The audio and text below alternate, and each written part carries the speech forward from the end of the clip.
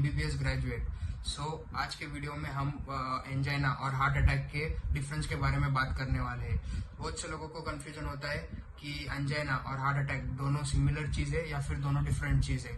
So let's know the exact difference between angina और heart attack. Angina का जो chest pain होता है वो नॉर्मल एक्टिविटीज लाइक वॉकिंग या फिर स्ट्रेस के कारण ट्रिगर होता है, वेराज जो हार्ट अटैक रहता है उसको एग्जैक्ट कोई रीजन नहीं रहता है। हार्ट अटैक पेशेंट को कभी भी और किधर भी आ सकता है। सेकंड जो इम्पोर्टेंट डिफरेंस है वो है एंजाइना में जो हार्ट के कोरोनरी आर्टरीज रहते हैं उसमें 70 to 80% ब्लॉकेज हो जाता है, whereas in heart attack patient 100% blockage हो जाता है।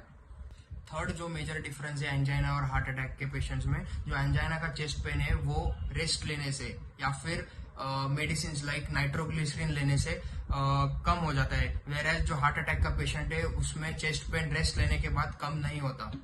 एंजाइना जो है वो एक वार्निंग साइन है हार्ट अटैक का, और हार्ट अटैक जो है वो एक इमरजेंसी है।